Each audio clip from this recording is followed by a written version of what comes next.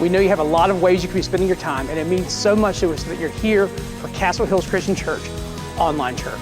We encourage everyone to minimize distractions, to grab a Bible, and to prepare your heart and mind to worship, learn, and fellowship together online. Later in the service, we'll be taking communion together, so we encourage you to grab some bread and some juice to prepare for that later on in the service. We're asking everyone to fill out a connection card at chccsa.info. There you'll find all kinds of other information about our church. We'd love to connect with you at chccsa.info. Let's worship together.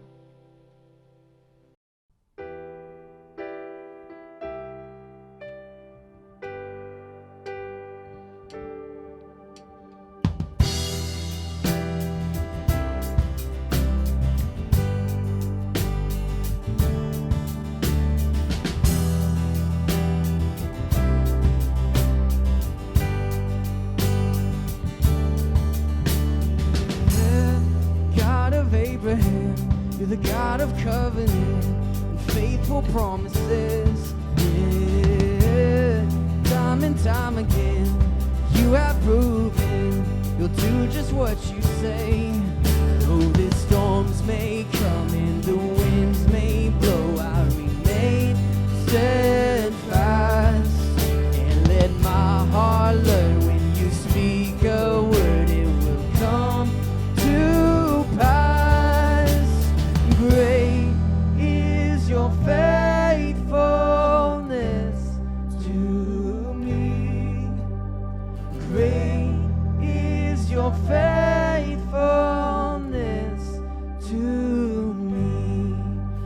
From the rising sun to the setting same, I will praise your name. Great is your faithfulness to me.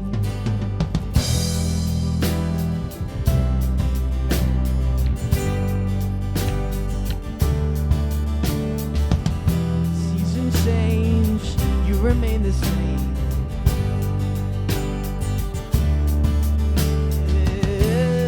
God from age to age, though the earth may pass away, your word remains the same.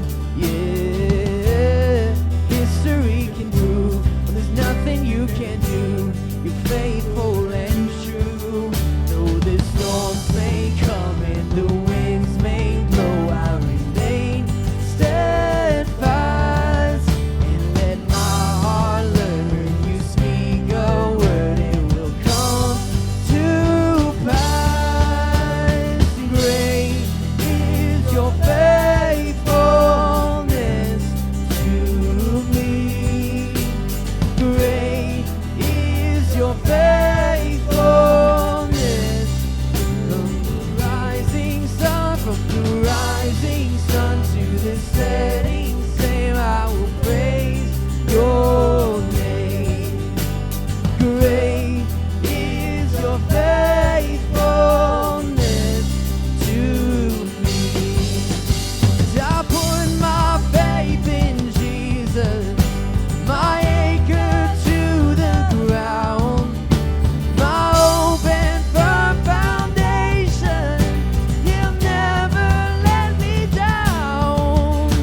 I put my faith in Jesus, my anchor to the ground, my hope and firm foundation. He'll never let me down. He'll never let me down. Oh, I'll still bless you in the middle of the storm, in the middle of my trial.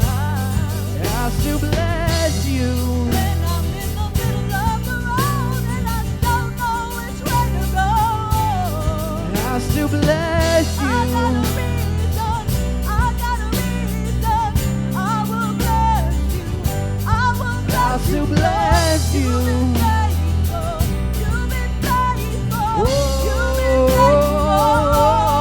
Yeah. Great is your faithfulness to me. Great is your faithfulness.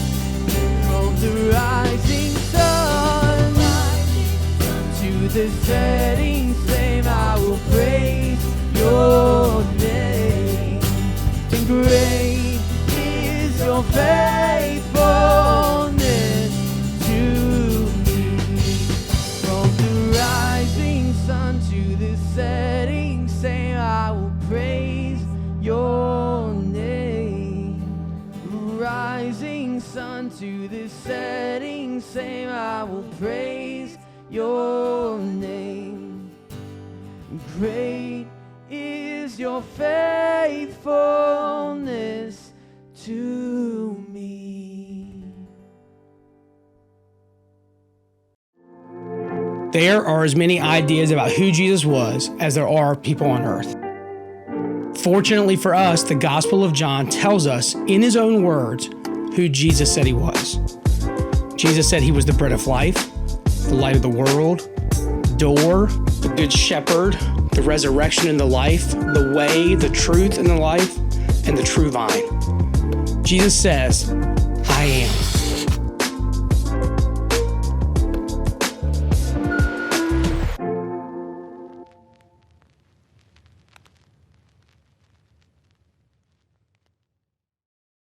Where were you on 9/11?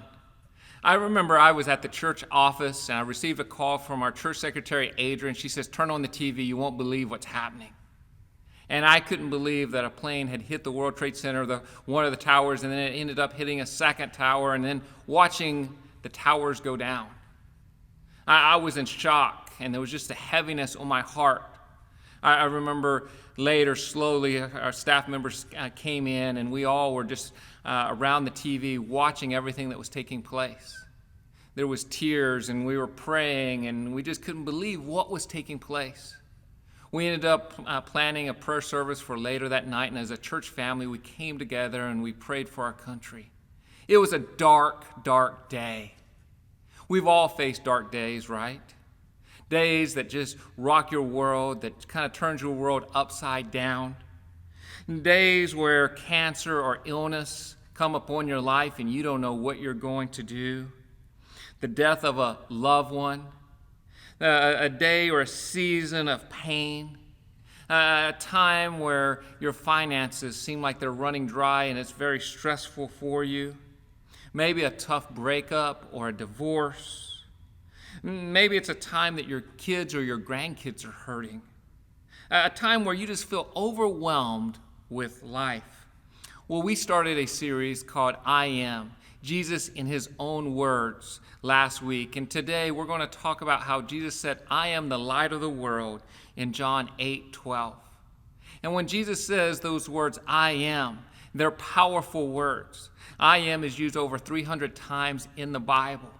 And when we see him using these words, he's saying something profound. If we go to Exodus chapter 3, verse 13, it says, but Moses protested. He said, if I go to the people of Israel and tell them, the God of your ancestors has sent me to you, they will ask, what is his name? Then what should I tell them? God replied to Moses, I am who I am.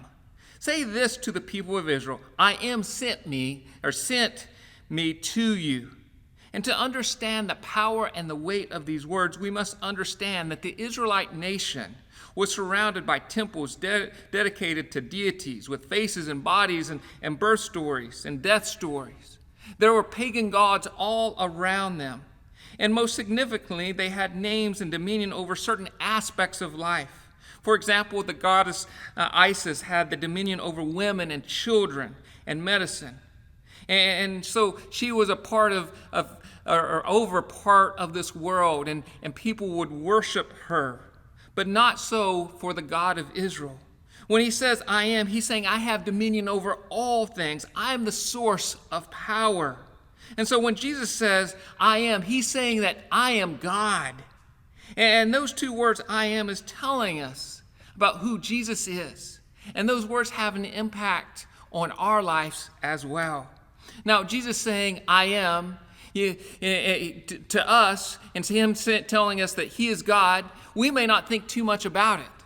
But if I said, I am God, you'd be like, what? No way. Well, of course, when Jesus says, I am, there were some people that were pretty skeptical about this. He's saying that he is God? That would have been a shocking statement. It would be just like if I said that I was God, you'd be like, I don't know if I'm buying that. Or there were some people, especially the religious leaders, that they weren't buying that either. They were pretty skeptical of Jesus' words. If you look in John chapter 8, verse 12, it says, Jesus spoke to the people once more and said, I am the light of the world. If you follow me, you won't have to walk in darkness, because you will have the light that leads to life. In verse 13, the Pharisees replied, you are making those claims about yourself. Such testimony is not valid. Jesus says he is the light. The Bible begins with light. In Genesis chapter 1, it says, in the beginning, God created the heavens and the earth. The earth was formless and empty, and darkness covered the deep waters, and the Spirit of God was hovering over the surface of the waters. Catch this, verse 3. Then God said, let there be light, and there was light. And God saw that the light was good, and then he separated the light from the darkness, and God called the light day and the darkness night. Now notice, light doesn't come necessarily from the sun, for the sun wasn't created till the fourth day. So the light comes from God. The Bible begins with light shining in the darkness. But the Bible also ends with light. If you look in Revelation chapter 22, verse 5, it says, and there will be no night there, no need for lamps or the sun, for the Lord God will shine on them, and they will reign forever and ever. You will see light through the Bible, beginning, middle, and end. And as I thought about light, I thought about the many flashlights that I have next to my bed. It's probably silly to have that many flashlights. I probably have 5, 6, 7, or 8 just around my bed. But when your lights go out in the middle of the night, you want light. When you don't have electricity, you're scrambling and you want light. And so I have all of these flashlights. I remember one time, and I got a call early in the morning. I think it was about 5 a.m. My mother-in-law's alarm went off. She was out of town. They said, we need you to go down and check out the house. Couldn't figure out why the alarm was going off, and so I grabbed a couple of my flashlights, and I was looking for broken windows, and I was looking to see if there was any movement inside the house. I never had realized how dark the outside of her house was. And I was so grateful for that flashlight. I was so grateful for light so I could see what was going on. Light is a blessing. Light exposes the darkness. It exposes what's going on. It's been said that darkness is not only the absence of light, but it's also the absence of God. We live in a world that's filled with spiritual darkness. Have you ever noticed how our eyes, though, can adjust to the darkness? If we sit long enough in the darkness, a lot of times we can figure out how to move or maneuver around a place. I wonder if sometimes we get used to the darkness in our world. When we get another Amber Alert and we don't think a whole lot about it. Another person is killed by a drunk driver and we just kind of shrug our shoulders. Another shooting takes place. Another person is abused or molested. Another act of racism, another act of injustice. Another person is taken advantage of by fraud. Another senior citizen is cheated in some capacity. We get used to all of these things, and we just kind of roll our shoulders and we kind of keep on living. We get used to the darkness in our life. I wonder if we also get used to the darkness in us. We get used to the pride and the anger and the unhealthy ways that we deal with stress, the unhealthiness that's in our relationships. We get used to the ways that we lash out when someone treats us unjustly. We get used to the gossip that comes out of our mouth, the selfishness that's in our life. We get used to the darkness. But Jesus came in the middle of the darkness, in the sin and in the death and in the pain and in the evil. And he says, I am the light of the world. And if you follow me, you won't have to walk in this darkness because you have the light that leads to life. Now the question is, how will we react to the light? How will we react to the light? Well, some people are threatened by the light. You look at the Pharisees, the religious leaders, and they kind of powered up and they wanted to stomp out this light. They didn't like the words that Jesus had. And they were threatened, and so they went out of their way to look for ways to arrest him and have him murdered. You look at King Herod when Jesus was born, he was threatened by the light. He didn't want there to be another king. I think sometimes we are also threatened by the light as well. We don't like those areas in our life to be exposed. And so because of that, sometimes we're like, I just don't want to have anything to do with the light because it threatens the dark areas of my life. Some people ignore the light. You know what? My life is good. I don't need the light. They're apathetic, especially during the pandemic. We've seen this. Many people say, you know what? I'm just good with just kind of going through the motions in life. They just don't care.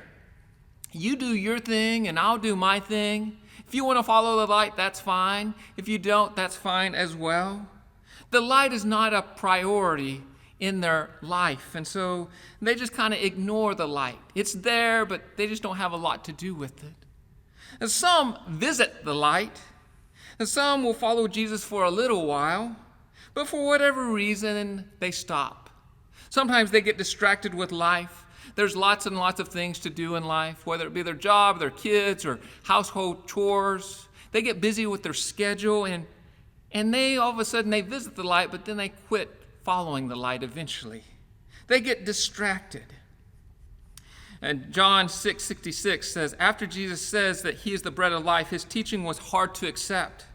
And from this time, many of his disciples turned back and no longer followed him.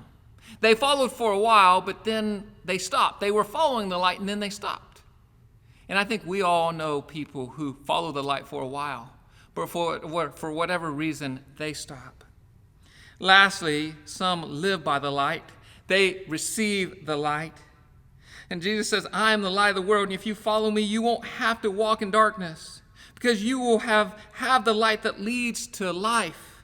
And if you look at the Greek for you have the light, it means you will become, or you behold the light.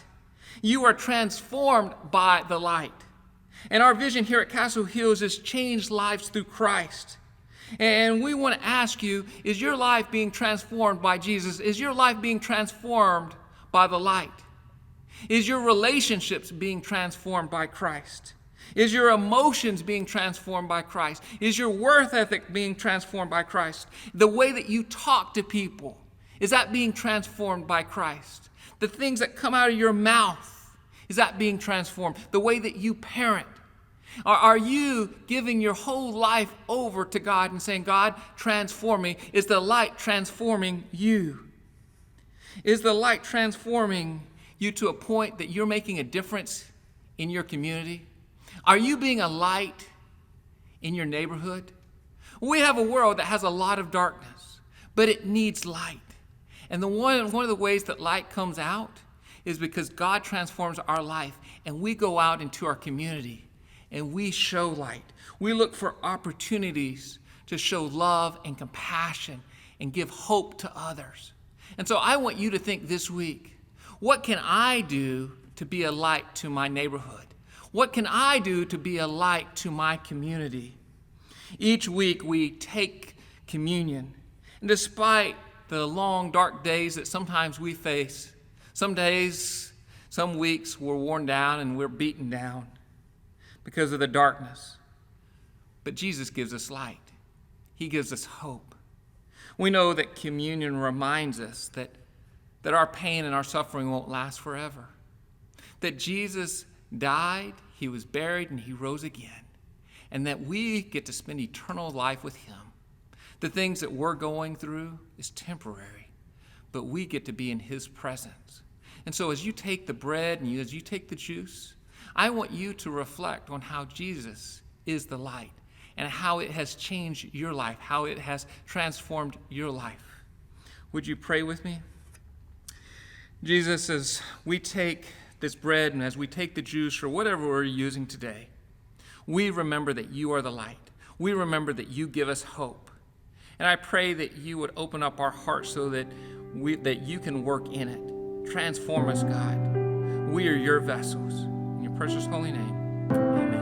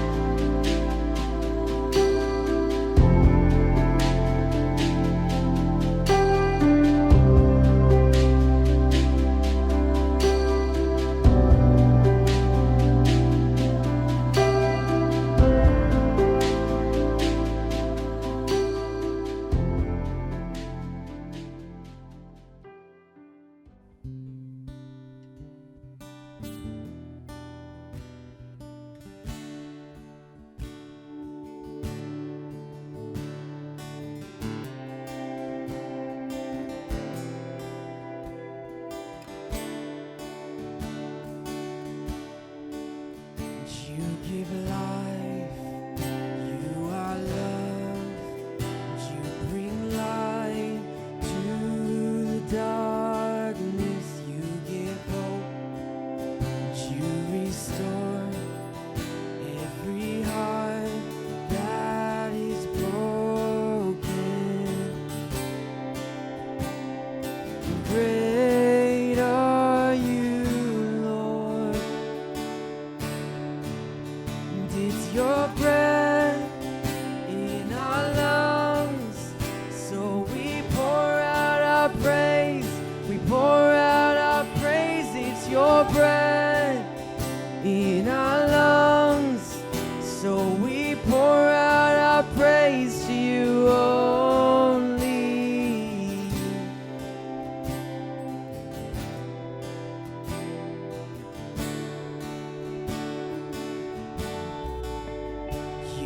with life, and you are love.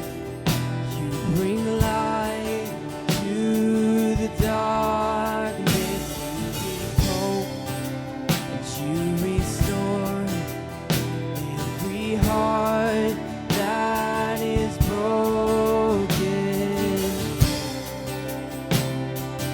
Great are you, Lord. It's your breath in our lungs, so we pour out our praise. We pour out our praise. It's your breath in our lungs, so we pour out our praise to you only. It's your breath in our lungs, so we pour out our praise. Pour out our praise. It's your breath in our lungs, so we pour out our praise to you only.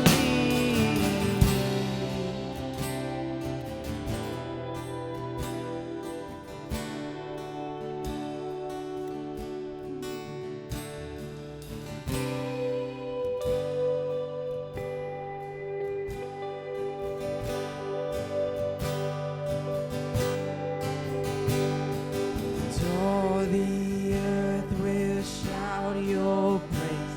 Our hearts will cry, these bones will sing. Great are you, Lord. And all the earth will shout your praise. Our hearts will cry, these bones will sing. Great are you, Lord. And all the earth will shout your praise. Our hearts will cry, these bones will sing. Great are you, Lord. It's your breath in our lungs, so we pour out our praise. Pour out our praise. It's your breath in our lungs, so we pour out our praise to you only. It's your breath in our lungs, so we pour out our praise.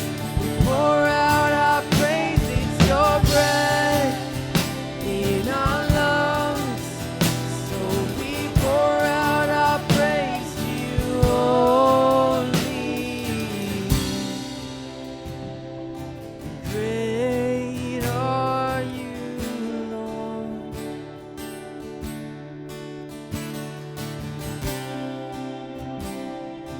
Great are you, Lord.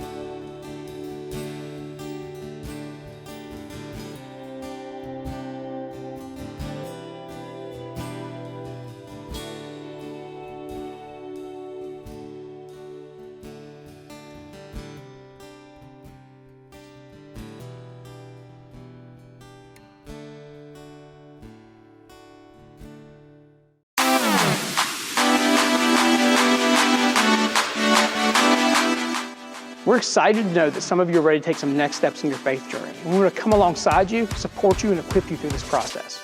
CHCCSA.info is your central hub for all next steps. If you want to submit a prayer request, talk to someone about getting baptized and giving your life to Jesus, or you're looking for a place to serve or a place to get connected to our church, CHCCSA.info is a great place to start for all these next steps. Some of you call Castle Hills Christian Church your home.